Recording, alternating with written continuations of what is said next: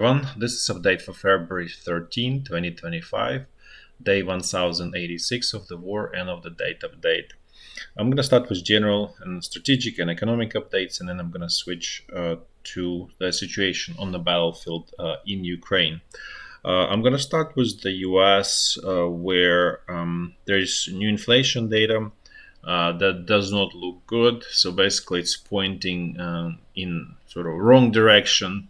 So first, I'm going to start with core CPI. So this excludes things like basically food and energy that are more volatile, but obviously super important for everyone. But nevertheless, that's a metric that U.S. central bank uses. So we're just going to look at what they sort of try to look at the world through their lenses. Let's put it this way. So as you can see, it went up a little bit, but I think the more important part is actually months on months. It's basically doubled, as you can see. And why I'm bringing months to months? Because year to year in some way hides the sort of the level of negativity of the situation.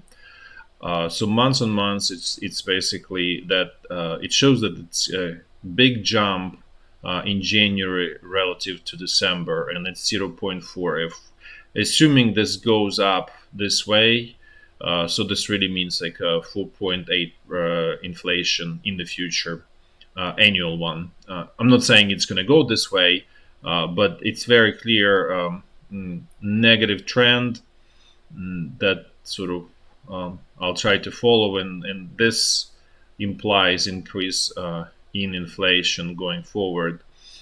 Similar situation with the sort of regular all-inclusive CPI. So also went up, and also months on months, as you can see, it's being sort of already elevated, but it continues sort of move up, not as sharp relative to core, but again 0.5 months on months really means if this trend continues, almost like 6% inflation. So this obviously numbers are looking very negative inflation wise. And I kind of want to discuss a little bit all of this tariffs that's sort of I guess happening. I think there is quite a shift is happening. Initially, it was just tariffs for the sake of tariffs to generate revenue. Now it's switching to tariffs as a tool for reciprocity, which I think is actually very, I would say, sound idea generally that they should be simply reciprocal, and if possible, and obviously as low as possible. Um, Otherwise, it's basically creating inflation in the US, because the problem is not the tariffs, and they actually they're already creating problems in US actually manufacturing, because US manufacturing is importing, including the steel, including aluminum, from, let's say, rest of the world. So most immediate exporters are Canada, and then partially Mexico, and that's really, but they are important semi-finished goods in the manufacturing, let's say, of cars in the US. So in some ways, it's like a destructive, because the cars manufactured in the US are becoming less competitive, more expensive, and basically less competitive relative to the rest of the world.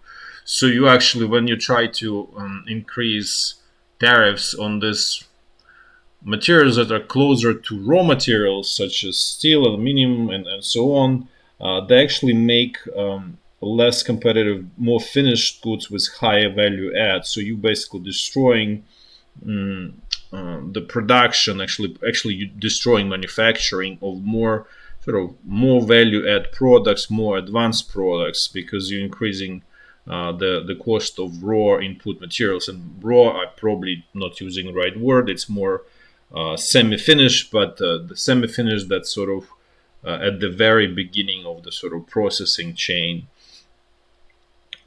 So I think this is going back to my thought that there is no really good coherent strategy what to do. There's, I think, realization in the new administration that there's economic problem. There's just a legitimate problem, but there's no vision how to solve it. So initially it was okay, let's just generate revenue through these tariffs. That doesn't look feasible now, so let's just switch to this reciprocity in tariffs, which I think is much better idea, but still it doesn't really solve the problems. But the root cause is really probably, I would say, is too many regulations inside of the US. And I'm not saying that regulations are always bad. That's not the case. It's particular that related to health, toxicity. They are super important. But there are a lot of regulations that don't really address anything. They are sort of anti-competitive barriers created by large corporations. And I think if I would say single out what's a sort of barrier to economic prosperity in the US is exactly these regulations that are artificial, just formalistic in nature, created by large corporation, by lobbying politicians who pass these regulations, and they essentially destroy competitive landscape in the US. And I'm sure this is happening not just US. It's similar situation in Europe. Is probably much worse, by the way. That's why Europe is so much behind economically. And I would say this is a problem in the West generally, where this over-regulation that protects large corporations essentially kills the rest of the economic ecosystem. And so then you don't have competitiveness, and then you cannot simply produce goods competitively. So no matter what level of tariffs you're doing, whatever you're doing, it's not going to work. And this problem is much deeper because there's a lot of vested interest, a lot of money that obviously wants to continue status quo, and that's a whole problem. And I think the sort of litmus test for the Trump administration, if they are real to solve the economic problem, is if they are gonna actually start addressing these regulations, because what Doja is doing is probably helpful, sort of more from psychological perspective. People realize what kind of waste and fraud and so on is going on, that this bureaucratic class is completely parasitic, doesn't produce anything, just huge waste. That's really helpful from that, and probably it's helpful why it's so widely advertised, because it allows to build support for the steps that are probably going to be more painful economically, at least initially, for many people. And because economically, Doja does not resolve anything.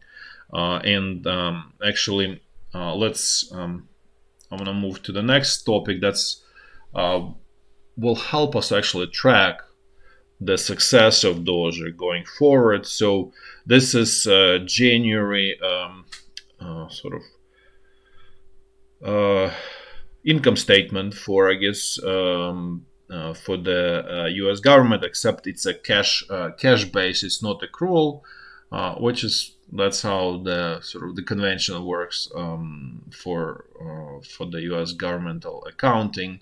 But so if Doja works, we're gonna see shrinkage of this deficit. Right now, January is still, call it, responsibility of the prior administration. So certainly, new administration has no responsibility for January, and they inherited a lot of issues that probably will be still sort of lingering for next several months as from the prior administration.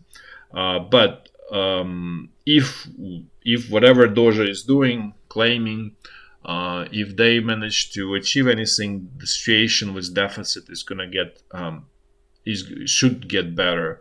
The only thing is that in, I think, March and then in April there is um, large payment of personal income taxes in the US, and probably even in February. So for that reason, deficits should go down significantly, and actually sometimes March, I believe, is could be net positive months, and maybe even February, might be April, we'll see. But generally, this is very sort of seasonally favorable months for the U.S. budget, just because this is a time when most people or individuals pay taxes, and as you can see here, individuals are the sort of bread and butter of the revenue of the US budget. And also, if you include the social insurance requirement, it's also coming from individuals. So essentially, most of the taxes in the US paid by individuals. So corporations, as you can see here, paid very, very tiny amount of taxes. So we'll see sort of improvement in the results here. And actually, what we can do is actually we can look actually at the expenses side, and we should be able to see sort of improvement in these items. The problem with the new administration is they already sort of kind of put themselves in a situation where they say, okay, we're not going to touch Medicare. And let's just, I'm just going to go through before we jump to Medicare, which is going to look at the Social Security. This is actually one sort of item that actually backed by this social insurance and retirement that's sort of close to being balanced, and it's actually not sort of in bad situation despite all of the claims that it's going to go bankrupt and so on. It's actually relatively okay, given the whole situation. That's sort of one bright spot. However, the big sort of problem is actually Medicare, and new president actually promised that he's not going to simply touch it. I don't know if there. I would say that for sure there is some kind of fraud and so on and waste there, but it's at best 20%. The rest is actually probably legitimate medical expenses, and that's really where the problem is, because it's going to be insanely unpopular to touch any of actually real medical expenses, and that's why U.S. president stated that he's not going to touch it for exactly that reason. Then the net interest, another item, it's simply untouchable. You cannot do much, and actually probably one of the reasons U.S. president is already in conflict with the U.S. central bank is because he wants lower interest rates, hoping that this is going to bring down this net interest, which it will not. The other one is health. So that's the item where I believe there are discussions to attempt to address it. But again, this is going to be unpopular simply because this is the health expenses for sort of working, call it working poor. I guess that's the best way to describe it. And it will immediately sort of be felt, call it on the street and politically. So again, questionable situation. And then national defense, and even before I kind of thought that this is not going to be touched. It does look that the new administration is actually considering doing something about national defense. And one of the reasons, actually, U.S. president wants to meet with Russian president and then also with Chinese. So basically, he wants to call it have a truce, or a little bit sort of have a treaties with these countries where there is a constraint on military expenses, which will sort of allow to reduce actually defense expenses in the U.S. And again, problem with this whole situation is the same with what I was discussing economically, that it's very non-competitive, and so no matter what you're going to do with respect to national defense, it's not going to address the problem because there is lack of competition in the sort of defense manufacturing, whatever, in this area, and the same situation in Europe. So in Ukraine, so it's not like this is exception. It's just I'm discussing, and the problem with, let's say, U.S. and relative to Russia and especially China is that China has a very competitive um, defense landscape, and very cost efficient, very quick, very agile, and because obviously it has manufacturing base, strong manufacturing base, and so U.S. simply will not be able to compete unless the whole discussion what I stated that lack of competition or less non-competitive barriers are going to be removed or significantly reduced. And so again, this is another big question, and that's probably why U.S. Defense Secretary in Europe, when he was discussing, he was probably very blunt and based actually on this economic situation, and he was basically saying, okay, U.S. does not have enough money. We have problems with financing actually this war essentially on two fronts, and that was somewhat shocker for Europe and so on. But I think the reason is that the answer, the sort of root cause of this position by the U.S. is simply economic problems that does not allow to keep that sort of expanded war machine or military machine around the world. And that's really the answer for that. And then the rest of it is really relatively small. It's not sort of moved the needle. As you can see, the gap is pretty big here. And then this is for sort of year to date, starting from October 1st. So the deficit is already 840 billion. This, if let's say we do this as a run rate, this roughly 2.5 trillion of annual deficit or shortage of revenues relative to expenses. So again, the situation, in some ways, new president is really in a difficult situation where no matter what you do, you will have to do unpopular decisions, or if he will try to continue kicking the can down the road, those decisions will sort of happen by nature, through nature, probably in a year or two, and that's going to be sort of more painful. Now let's switch a little bit closer to Ukraine. Actually, I'm going to go back to China. So China started building a fourth aircraft carrier. Allegedly, it's going to be nuclear one and sort of more comparable to the U.S. one because it has three carriers, but they are really sort of call it prototypes or attempts to.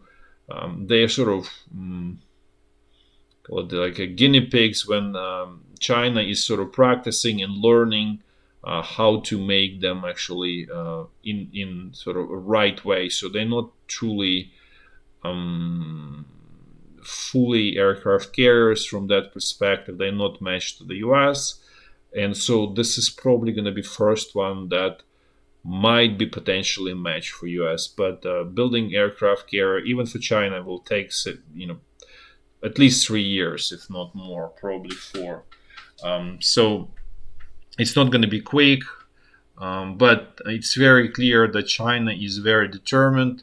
And this whole idea in the US that simply by agreements you can contain your opponents by saying like, okay, we're not going to have more nuclear weapons, we're not going to have more whatever XYZ weapons, it's unlikely to work, and especially in case of China, where China they realize they have significant economic advantage over the US, so there's no reason to constrain. And essentially, China is winning economic war, and so just passage of time puts China in a better position, basically, relative to the West. And so, going back to all of this, the only answer is really making it more competitive inside of the Western economic systems, especially in Europe, where it's, I would say, the most horrific situation. Definitely, US is better, but still like far behind China. So that's about China. Now a little bit closer to situation around Ukraine and this sort of peace negotiations that were they sort of started very suddenly, and they look very catastrophic for Ukraine. So essentially, and they also look very short term. They don't seem to resolve any problems. It's basically let's just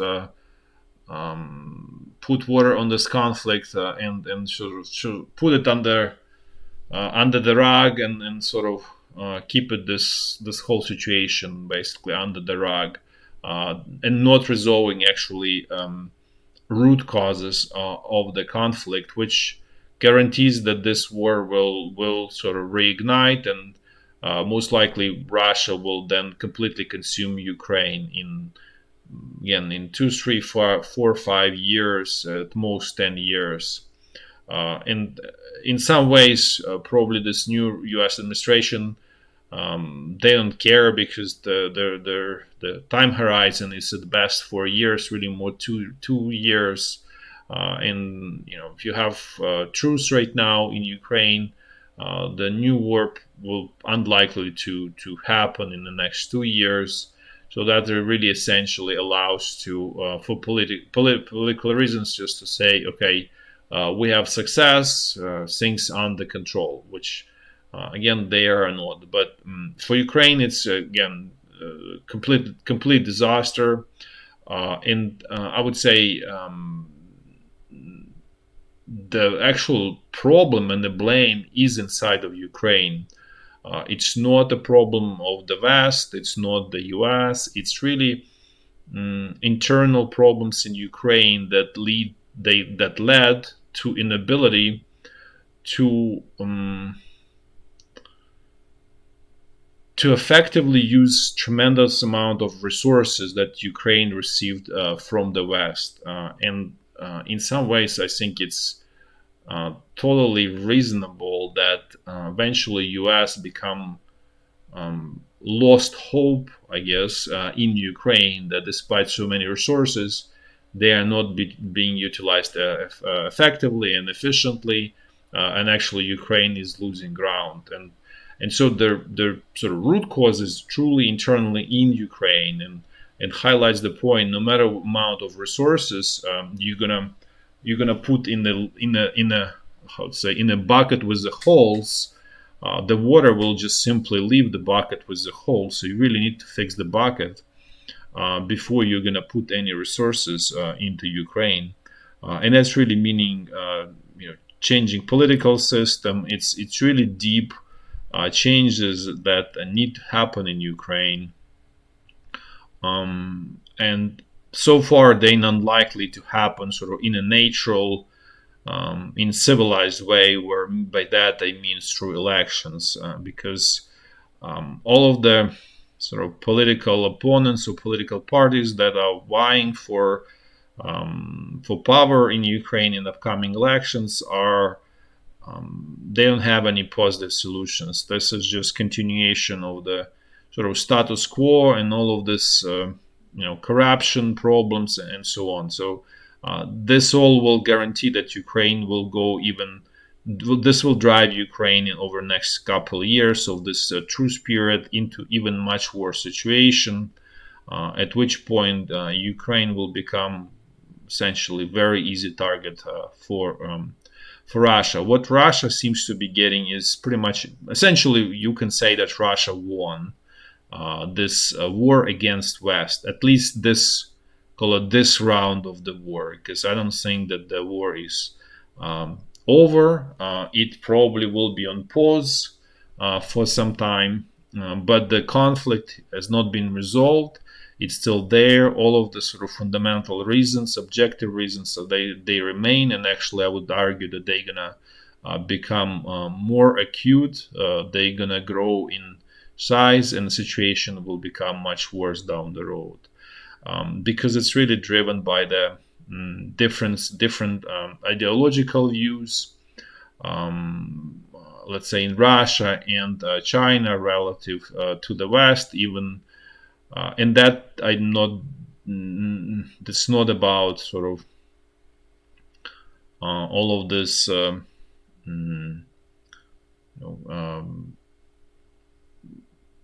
green new energy and all of the things that are happening in the West. Really, Russia's approach is truly collectivism and bureaucracy, and that's, I think, is totally not understood in the West. Russia tries to create sort of a fake facade to the right in the West, that they support, let's say, family values, religion, sort of traditional values, I guess.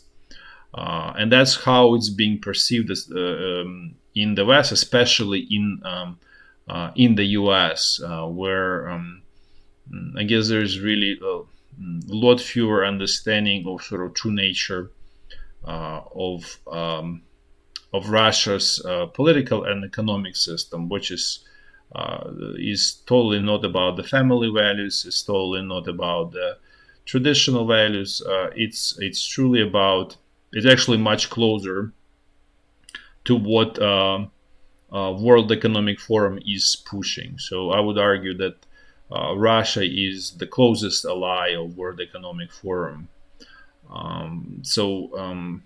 Again, there is this misunderstanding in the West, and that this is a very different ideological system, and China is even sort of another sort of level of complexity relative to Russia, because there China is back to its export model, which really means that they need to expand. So basically, they need to create empire around the world, and they're going to be focused on empire building, because they need to support all of this export, and that really forces them on this expansionary, politically and military expansionary direction, which will put it at odds with, let's say, with West, not even just US. It means Japan, South Korea, Taiwan, obviously, and obviously Europe. And Europe is really in the worst situation, is because all of this self-destructive activities, economic policies in Europe, they're gonna really backfire phenomenally and lead to, in some ways, I would say, catharsis eventually, which will probably will lead to political and social upheaval throughout. It's sort of to extent happening, but it's probably gonna intensify unless there are changes, and which actually, going to that, I think there are some hopes in Germany, even if new chancellor comes. I think his last name is Merz. He's much more common sense. Definitely not sort of pro fighting conventional energy.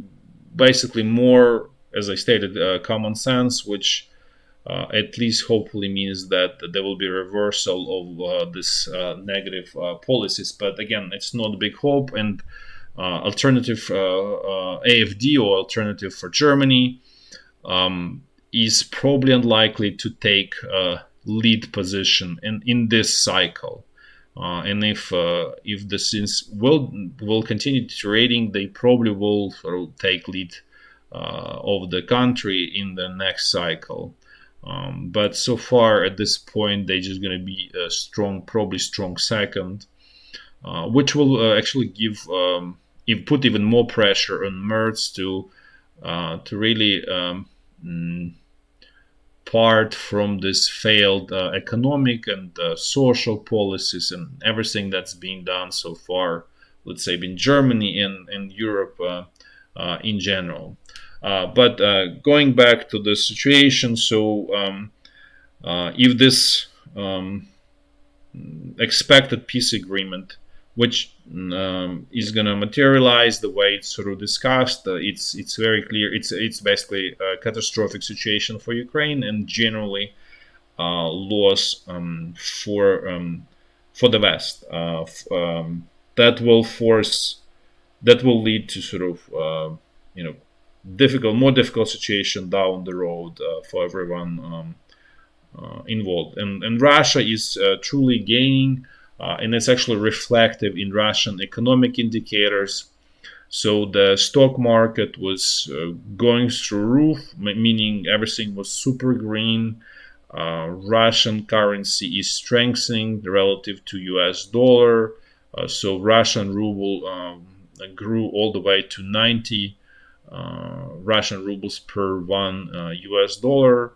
It actually was hovering around 100, 105. It went even as low as 110. So as you can see, it's a pretty huge move. It's not little for currency. It's actually a tremendous move. So the perception in Russia is very euphoric, very positive. I think there is hope that the sanctions will be completely removed, and I would say, given that the U.S. president wants to reduce prices, it's probably going to happen if things go this way, because that while everybody's thinking that this is happening, it actually doesn't mean it's happening 100%. There's still not small chance that everything is going to fall apart, because Ukraine is certainly has no interest in this truce or deal, and Europe also has no interest. It's only question if Ukraine and Europe are willing to sort of continue on their own, and that's a big question. Nobody knows. We're gonna find out in the coming days. But from the U.S. perspective, from U.S. president perspective, the idea is that you're gonna allow Russian raw resources on the world market, which will make reduce prices for commodities, and so that is input in the manufacturing and generally in the economy. So the generally prices will be more contained. This is actually very correct logic, and in some ways it is correct move, because it actually allows West to gain access to cheap commodities, and actually counterintuitively it will probably will reduce Russia's financial flows. But at the same time, because of the other sanctions are going to be lifted, so the net result probably going to be a wash. But in some ways, I would say it's possible that this move is going to be marginally positive generally for the West, as opposed to Russia, even though Russia is happy to move in that direction, because there's a lot of problems, structural problems in Russian economy due to this militarization, and Russian president is realizing that this militarization, this war economy cannot continue long enough, because otherwise it's just going to destroy the economy and destroy well-being of a Russian population, which Russian president really, I would say, cares a lot to sort of maintain sort of social stability for most people, or economic stability, so they are insulated from any negative economic effects of the war. So in other words, Russian population is largely economically insulated, and actually from the war, and actually is feeling generally better. Unemployment extremely low. It's not hard to find a job, and the wages are higher, like went up. So in some ways, and it's sounds very, let's say, counterintuitive again, is Russian population is actually benefiting from the war, and actually the standard of living somewhat getting better overall. There are obviously shortages. Certain things are they are super expensive. For example, like Western cars and Chinese cars. Despite all of this stories that they're taking over the world, they are not really popular in Russia. Russians are buying them because because everything Western stuff is super expensive. There are problems with spare parts, which are also super expensive. So you sort of have to do it because you have nothing better. But otherwise, Chinese cars are certainly not taking over the world because they still lacking.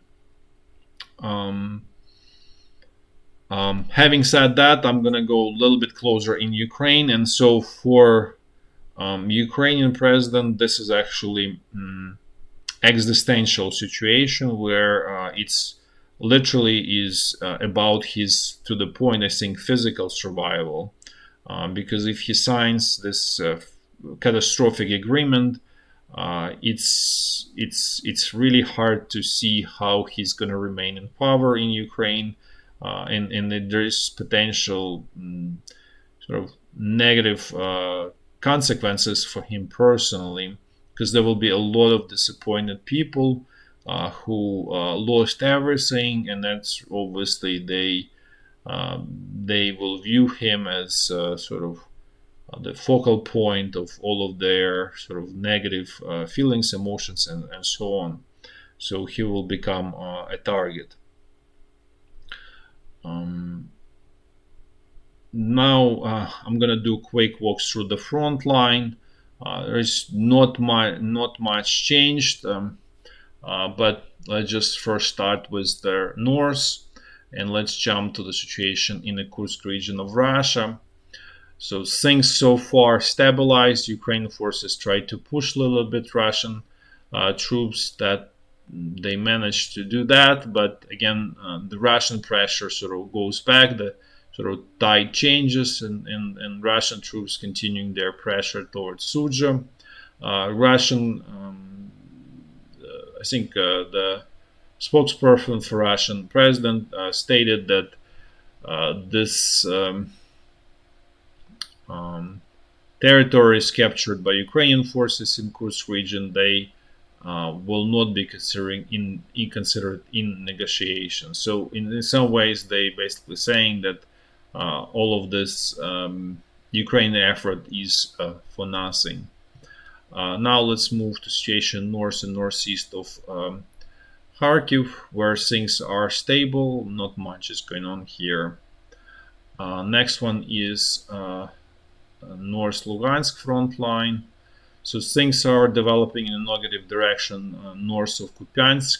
Russian troops are slowly but surely expanding their bridgehead around Vrichna, and I'll put it on the map. So far, it's not terribly critical. It's definitely negative development, but it just didn't sort of reach the critical mass there, basically. The southern part relatively stabilized, and no major territorial losses for Ukraine. Now let's move to North Donbass front line. In the northern part, again, also stable, not much going on here. The southern one is, I would say, relatively stable. Russian troops continuing their push to squeeze Ukrainian forces out of the western outskirts of Chasiv Yar. But nevertheless, Ukrainian forces still managed to hold. This is largely because there's not enough Russian troops here. There's not enough Russian pressure, essentially. Now let's move to the central Donbass front line.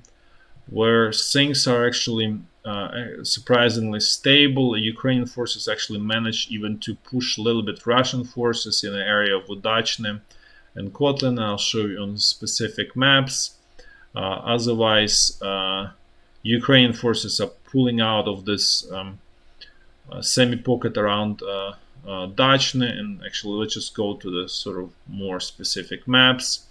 The only actually, if we look on the in the area of Malinivka, Vodine Druge, what Russian troops managed to do is they actually advanced to village Malinivka, so they captured more territory here. So this is the only sort of, I would say, meaningful advance by Russian troops in this area. Otherwise, this whole area around Kotlyne is essentially now was liberated by Ukrainian troops. So Russian troops, the fighting is going on actually in the village Kotlyne. Essentially, Russian troops lost all of these territories that they captured. And at this point, the fighting is happening in Kotlyne. Basically, Ukrainian forces are have some success, have some tactical successes in this area. Now let's move south, and in this area, as I stated, Ukrainian troops are pulling out of this. They already left Dachne, and so they are pulling out and to this sort of line, actually going to be west of Andriivka and probably west of Constantinople. Essentially, Andriivka is close to be lost, so and Constantinople will follow pretty quickly. So the line is going to be probably basically roughly where I'm showing, sort of going a bit west behind these two villages, and then Russian troops slowly resuming their pressure in the Velika Novosilka area, specifically more like west of Velika Novosilka, and also in this area, call it northeast of Velika Novosilka. But this is just initial sort of probing pressure. It's not sort of large-scale attacks there. Now let's move to Zaporizhya front line, and things here are quiet. And the last one is the front line along the Dnipro River. Again, things here are quiet as well. That's all for the day. Thanks for watching. Till next time. Bye bye.